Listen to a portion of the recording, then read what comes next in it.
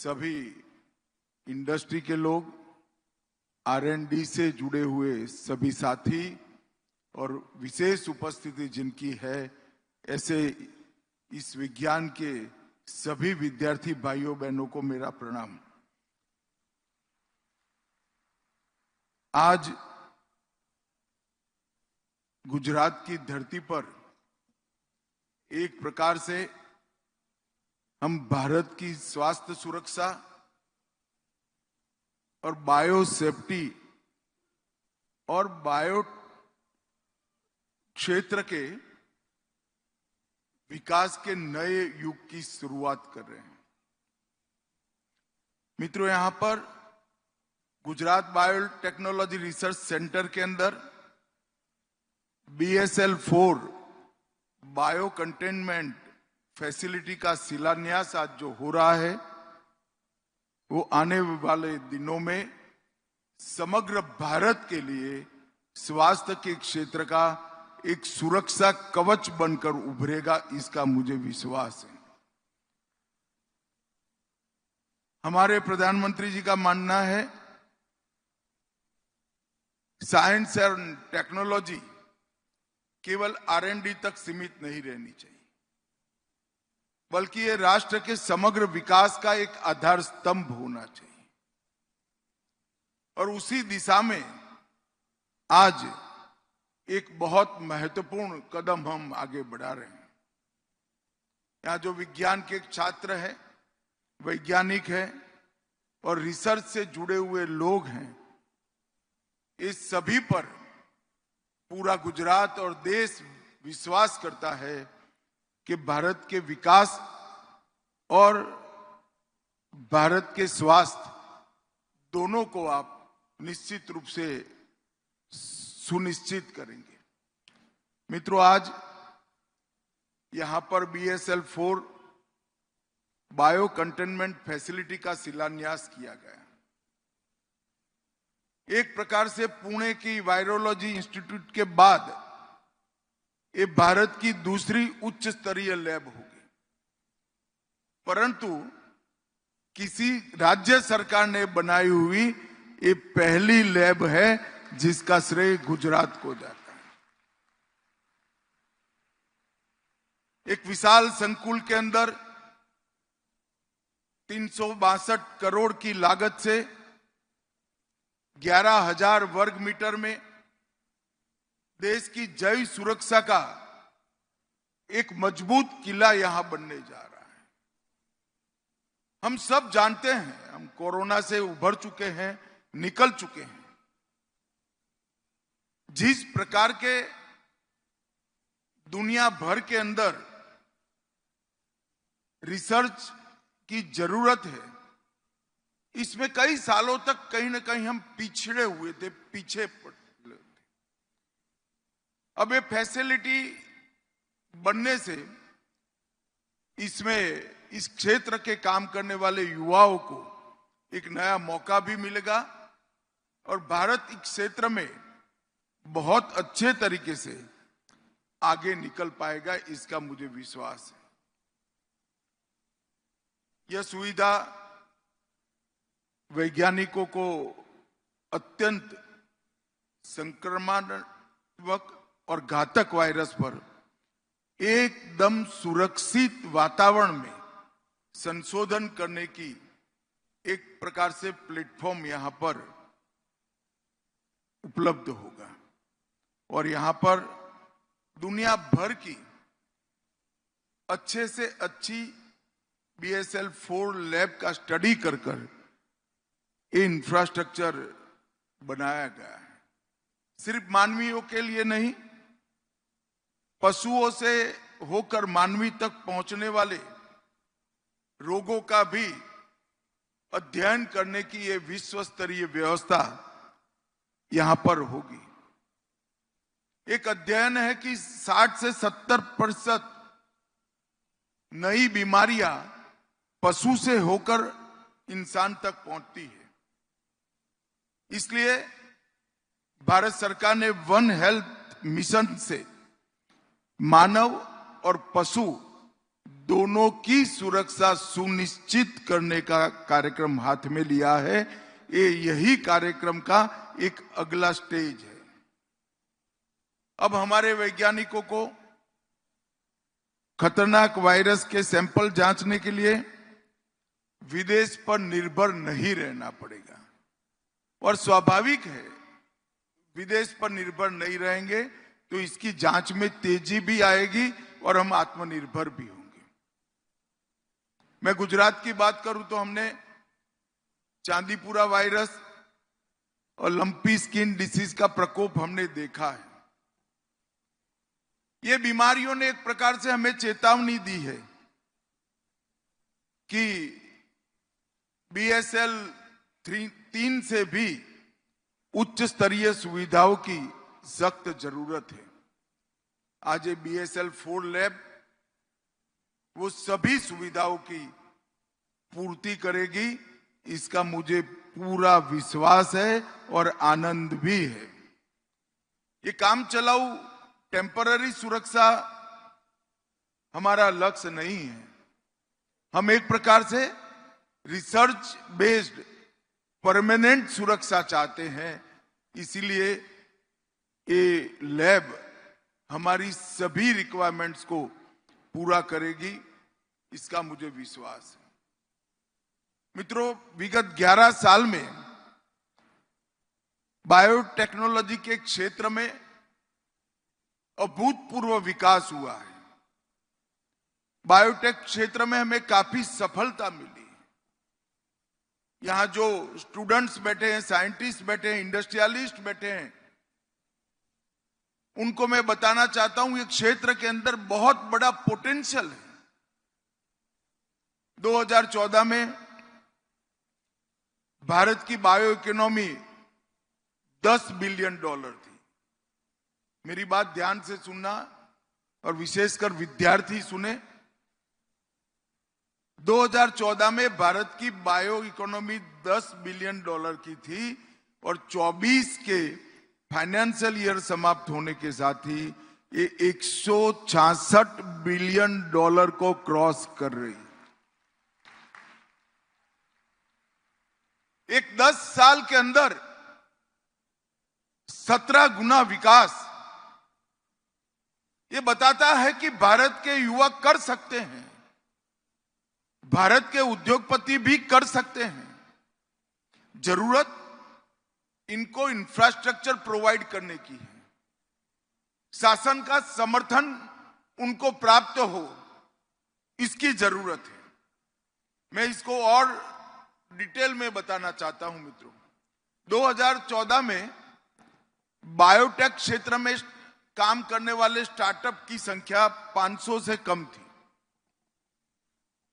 वो वेरी करती थी 400 और 500 के बीच में।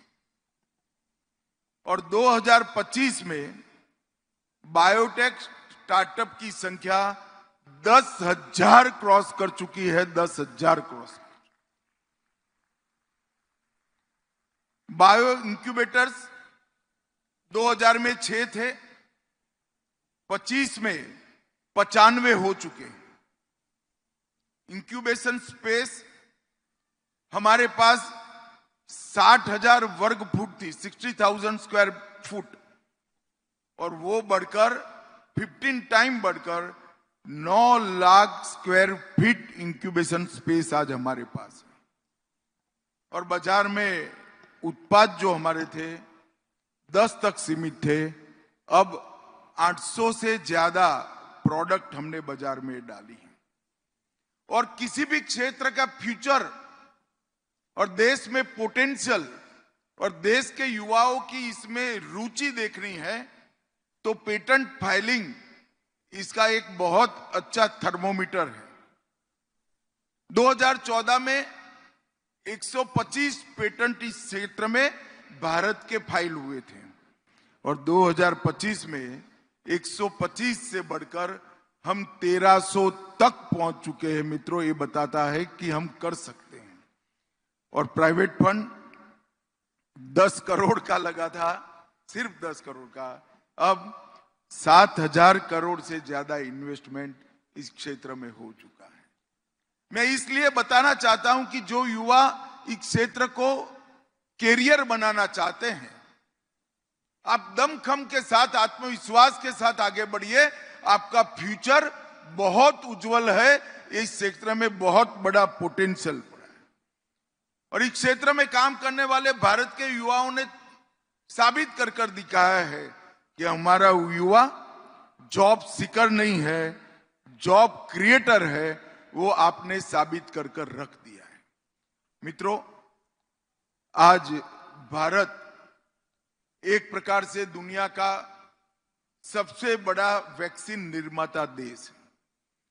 विश्व की 60% वैक्सीन हमारे यहां बनी। सर्वाइकल कैंसर की पहली स्वदेशी वैक्सीन सर्वावैक और विश्व की पहली डीएनए आधारित वैक्सीन कोरोना की भारत में बनी। और ये सब इस बात के द्योतक है कि क्षेत्र में भारत को अभी और बहुत और आगे बढ़ाना है। इसलिए वर्ष 23 में भारत सरकार ने बायो E3 नीति लागू कर बायोटेक को बढ़ाने का फैसला लिया। ये E3 क्या है? इकोनॉमी, एनवायरमेंट और एम्प्लॉयमेंट, ये तीनों को जोड़कर E3 बनाया गया है। और मुझे विश्वास है कि ये पॉलिसी हमें आगे बहुत बहुत आगे तक ले जाएगी। जीनोम इंडिया प्रोजेक्ट में 10,000 से ज्यादा व्यक्तियों के जीनोम सीक्वेंसिंग को हमने स्टोर कर लिया है और ये हमारे बहुत बड़ी उपलब्धि। मित्रों, आज आप सभी लोग मेरे मत क्षेत्र के अंदर बैठे हैं। यहीं से मैं सांसद बनकर देश की संसद में जाता हूं, इसलिए आपका विशेष स्वागत करना चाहता हूं। और मैं गुजरात में जो बायोटेक क्रांति हुई, इसकी भी बात आपको बताना चाहता हूं। मुझे याद है, मैं भी गुजरात सरकार में मंत्री था। 2 दशक पहले Gujarat state biotechnology mission GSBTM की स्थापना नरेंद्र मोदी जी की परिकल्पना से हुई। तब काफी लोगों को लगता था कि एक सपना है, इस देश में क्या हो सकता है इस क्षेत्र के अंदर। मगर दूरदर्शिता के साथ मोदी जी ने एशिया की पहली डेडिकेटेड बायोटेक यूनिवर्सिटी बनाई और गुजरात बायोटेक्नोलॉजी यूनिवर्सिटी ने इस देश के अंदर नई शुरुआत की। आज ये बच्चे जो तालियां बजा रहे हैं, मुझे विश्वास है आने वाले दिनों में गुजरात बायोटेक्नोलॉजी यूनिवर्सिटी के स्टूडेंट बड़े से बड़े वैज्ञानिक बनकर इस क्षेत्र के अंदर भारत को समग्र विश्व में टॉप पर ले जाने का काम करेंगे। और उसी उद्देश्य से गुजरात बायोटेक्नोलॉजी यूनिवर्सिटी भी बनी और उसी उद्देश्य से मिशन का भी स्थापना। और इसी से आगे बढ़ते हुए 2018 में जिस परिसर में हम बैठे हैं, गुजरात बायोटेक्नोलॉजी रिसर्च सेंटर बना, इसका उद्घाटन हुआ और स्वयं मोदी जी ने इसका उद्घाटन रखा। मित्रों, गुजरात आज देश के शीर्ष 5 राज्यों में शामिल है, टॉप 5 में है। मगर जब ये BSL 4 फैसिलिटी शुरू हो जाएगी, हम इसमें टॉप करेंगे, इसका मुझे पूरा विश्वास है। बायोटेक पॉलिसी के तहत 20,000 करोड़ का निवेश और 1 लाख रोजगार का लक्ष्य हमने रखा है। मेगा प्रोजेक्ट के लिए विशेष सहायता भी घोषित की है और GBRC जो बना वो भारत सरकार के डीप ओशियन मिशन में आज बहुत महत्वपूर्ण फॉरवर्ड भूमिका अपना रहा है। ये BSL फोल्ड फैसिलिटी एक प्रकार से बहुत जरूरी फैसिलिटी। हम जानते हैं कुछ साल पहले कोरोना ने पूरे विश्व को झंझोर कर रख दिया। शुरू में तो ऐसा लगता था कि इसका कोई रास्ता मानवी निकाल पाएगा भी या नहीं निकाल पाएगा, और पूरे देश के लोग चिंतित थे। इतना ही नहीं, दुनिया भर के स्वास्थ्य के क्षेत्र में काम करने वाले पंडित भारत की चिंता करते थे, और उनकी चिंता वाजिब थी, क्योंकि हम सब जानते थे उस वक्त हमारा हेल्थ इंफ्रास्ट्रक्चर इतना मजबूत नहीं था। वो सोचते थे हम तो निपट लेंगे, जो डेवलप कंट्रीज थे, मगर भारत का क्या होगा। उस वक्त मेरी कुछ लोगों से बात होती थी, मैं लेमैन की भाषा में कहूं तो वो कहते थे ट्रक के ट्रक भरकर लाशें निकलेगी भाई, सावध रहना। और जब कोरोना समाप्त हुआ भाई, तो कोरोना का सबसे अच्छा मुकाबला अगर किसी ने किया तो मेरे देश भारत ने किया। मेरे कुछ परिजन अमेरिका रहते हैं, उनको वैक्सीनेशन के बाद सर्टिफिकेट लेने में 3 महीना लगता था। भारत ने सबसे ज्यादा वैक्सीन दिए, 140 करोड़ की आबादी को 2 बार वैक्सीन दिए गए, और सबको मोबाइल पर मोदी जी के हंसते हुए चेहरे के साथ तुरंत ही सर्टिफिकेट मिल जाता। ये टेक्नोलॉजी का कमाल था। टीका लगाने के तहत अनेक जगह पे कैंप लग गए, डिसिप्लिन लाइनें, कॉफी देने की व्यवस्था, अनेक स्वयंसेवक, मेडिकल क्षेत्र में काम करने वाले रिटायर्ड हुए कर्मचारियों ने भी सेवा दी, डॉक्टरों ने भी सेवा दी, और एक मिशन की तरह हम एक खतरे से बाहर आए, सबसे पहले बाहर आए और सुरक्षित होकर बाहर आए। बाद में बहुत सारे लोग स्टडी करने के लिए आए। उन्होंने मुझे पूछा कि भाई भारत में ये सफलता मिली, इसका कारण क्या था। मैंने कहा भाई इसका कोई वैज्ञानिक कारण नहीं है, ये सोशल साइंस का विषय है। तो उनका कैसे? मैं कहा आपके यहां कोरोना के खिलाफ सिर्फ सरकार लड़ती थी, कि हाँ सरकार ही लड़ेगी। मैंने बोला हमारे यहां फेडरल स्ट्रक्चर है, हमारे यहां केंद्र सरकार भी लड़ती थी, राज्य सरकार भी लड़ती थी, लोकल बॉडीज भी लड़ती थी, और सबसे बड़ी बात 140 करोड़ भारतीय एक साथ होकर कोरोना के खिलाफ। और जो लोग मजाक उड़ाते थे कि दिया जलाने से कोरोना समाप्त हो जाएगा, घंटी बजाने से कोरोना समाप्त हो जाएगा, उनको मालूम नहीं था ये हर घर में दिया जलने से कोरोना के खिलाफ लड़ने की एक सामूहिक ताकत खड़ी करने का एक सोशल एक्सपेरिमेंट था। और मित्रों, मैं तो साक्षी हूं, जब दुनिया क्षुब्ध पड़ी थी और भारत में अभी कोरोना के 300 से ज्यादा पेशेंट नहीं थे, 300 भी नहीं थे, उस वक्त हमारी टेस्टिंग फैसिलिटी भी डेवलप नहीं हुई थी, और मोदी जी ने वैक्सीन बनाने के लिए एक टीम का गठन कर दिया था, और नतीजा देखिए, 2 वैक्सीन भारत में बने, पूरे 140 करोड़ की आबादी को वैक्सीनाइज किया गया, और दुनिया के 70 देशों में टीका पहुंचाने का काम हमारे भारत ने किया। मित्रों, पहले दुनिया में बनी हुई वैक्सीन भी भारत में 11-11 साल, 12-12 साल के बाद आती थी। लगने की तो बात जाने दो, इंट्रोड्यूस ही 11-12 साल के बाद होती। हमने सबसे पहले बनाई, सबसे पहले लगाई, और दुनिया के कई देशों को भी बचाने का काम कोरोना में भारत ने किया। और मुझे अब विश्वास है कि BSL 4 की देश में बन रही दूसरी सुविधा अब और आगे ले जाएगी हमें। ये बायोटेक्नोलॉजी के स्टूडेंट जो हैं, उनको मैं कहना चाहता हूं, थकना मत, रिसर्च भी करिएगा, नतीजे भी लाइएगा, पेटेंट भी कमाइएगा और पैसा भी कमाइएगा। आपके लिए खुला मैदान यहां पर पड़ा हुआ है।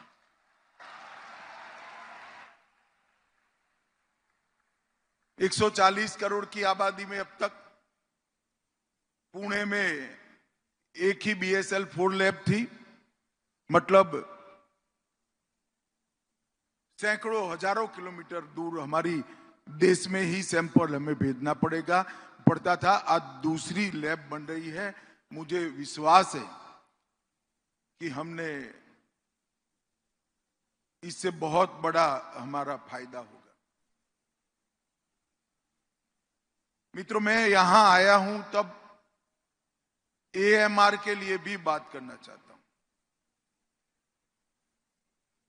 एंटीबायोटिक दवाओं के लिए जो रेजिस्टेंस आ जाता है, वो आज हमारी सोसाइटी के सामने, मानव जात के सामने बहुत बड़ा खतरा है और एक प्रकार से साइलेंट डिजास्टर है। AMR का मतलब होता है माइक्रोब्स पर एंटीबायोटिक के प्रभाव का कम होना या समाप्त हो जाना। और इसके लिए 3 मुख्य कारण हैं। एक, अंडर यूज। अगर आप एंटीबायोटिक का कोर्स शुरू कर इसको पूरा नहीं करते हो तो साइकिल समाप्त नहीं होती। दूसरा, ओवर यूज। किसी भी बीमारी के लक्षण दिखते ही या तो डॉक्टर साहब जल्दबाजी में एंटीबायोटिक दे देते या पेशेंट स्वयं ही ले देता है। और तीसरा, मिसयूज। डॉक्टर की सलाह के बगैर एंटीबायोटिक का प्रयोग। मित्रों, मैं मानता हूं कि AMR बहुत बड़ा संकट है और इंसान नहीं, पूरे समाज के लिए संकट है। अगर मानव शरीर की एंटीबायोटिक से रिपेयर होने की क्षमता ही हम कुंद कर देंगे, क्षुब्ध कर देंगे, तो बीमारियों को हम रोक नहीं पाएंगे। यहां इतने सारे साइंटिस्ट बैठे हैं, इतने सारे स्टूडेंट्स भी बैठे हैं और इतने सारे इंडस्ट्रियलिस्ट भी बैठे हैं। इस क्षेत्र में अभी और रिसर्च कर ये विज्ञान को और सटीक बनाने की जरूरत है और मजबूत बनाने की जरूरत है। AMR का खतरा आने वाले दिनों में और आने वाली पीढ़ियों के लिए वर्टिकल ट्रांसमिशन को भी लेकर जाता है। मां के पेट में जब बच्चा होता है तब AMR ट्रांसमिट भी होता है। तो AMR के लिए, इसका सामना करने के लिए एक road map, medicine literacy, red light campaign और आखिरी व्यक्ति तक प्रचार, ये आज जो स्टूडेंट्स मेरे सामने बैठे हैं उनका लक्ष्य होना चाहिए। हमारा लक्ष्य संक्रमण को रोकना भी होना चाहिए और एंटीबायोटिक्स को आने वाली पीढ़ियों के लिए सुरक्षित बनाना भी होना चाहिए। मित्रों, आज मुझे बहुत आनंद है कि मेरे मध्य क्षेत्र के अंदर बायोटेक के क्षेत्र में एक बहुत बड़ी फैसिलिटी उपलब्ध कराई जा रही है, बन रही है। और इससे न केवल गांधीनगर, न केवल गुजरात, पूरे देश के बायोटेक क्षेत्र में काम करने वाले सभी लोगों के लिए, और इसका फायदा जो होना है वो 140 करोड़ लोगों के लिए, और एक प्रकार से देखे तो जो R&D होगा समग्र विश्व का भी फायदा करेगा। इस सभी के लिए आज एक बहुत अच्छी शुरुआत होने जा रही है। इसलिए मैं भारत सरकार, माननीय प्रधानमंत्री जी, गुजरात के मुख्यमंत्री श्रीमान भूपेंद्र भाई और हमारे मंत्री अर्जुन मोढवाड़िया जी को बहुत बहुत साधुवाद और बधाइयां देना चाहता हूं। मित्रों, जो लोग विज्ञान के नाम पर विरासत को भुलाना चाहते थे, कोई संस्कार की बात करता था, विरासत की बात करता था, इस पर जो ऑर्थोडॉक्स का थप्पा लगाना चाहते थे, उन सबको 11 साल में बता दिया है कि विकास और विज्ञान और विरासत दोनों के खिलाफ नहीं है। दोनों देश की और हमारे देश की जनता की जरूरियातें हैं और दोनों साइमल्टेनियसली हो सकते हैं। कल नरेंद्र मोदी जी ने सोमनाथ में सोमनाथ स्वाभिमान पर्व मनाया और सोमनाथ स्वाभिमान वर्ष की शुरुआत की। एक चिर पुरातन शिवालय जिसको 16 बार तोड़ा गया, हर बार नया बना, तोड़ने वाले कोई दुनिया के नक्शे पर उपलब्ध नहीं है, इनका नामो निशान नहीं है। वो शिवालय आज भी गगनचुंबी ध्वजा लेकर खड़ा है। और सोमनाथ का ये भव्य मंदिर सिर्फ एक ज्योतिर्लिंग नहीं है, एक शिवालय नहीं है, समग्र भारतीय समाज का एक गौरव का मान बिंदु है। सोमनाथ का ये शिवालय सनातन का सम्मान है और सोमनाथ का शिवालय भारत की जनता की जीवंतता और जिजीविसा दोनों का प्रतीक है। दुनिया में शायद ही कोई जगह होगी जो 16 बार टूटकर आज सम्मान के साथ गगनचुंबी ध्वजा के साथ वहां पर विद्यमान है। मोदी जी ने हमारी ये विरासत का परिचय कल पूरी दुनिया को कराया है। आज वही मोदी सरकार और वही भारतीय जनता पार्टी की गुजरात सरकार यहां पर BSL फूल की आधुनिक लैब बना रही है, जिससे मेरे युवा रिसर्च एंड डेवलपमेंट कर मानव जीवन का कल्याण करेंगे। तो विज्ञान और विरासत, विकास और विरासत दो ऑप्शन नहीं है, दोनों रिक्वायरमेंट है सोसाइटी की, दोनों साइमल्टेनियसली साथ में चल सकती है। एक अनेक मौकों पर प्रधानमंत्री जी ने साबित कर दिया है। फिर से एक बार मेरे मत क्षेत्र में अंदर गुजरात में BSL 4 की फैसिलिटी बनाने के लिए भारत सरकार और गुजरात सरकार का बहुत बहुत धन्यवाद, साधुवाद, नमस्कार, वंदे मातरम।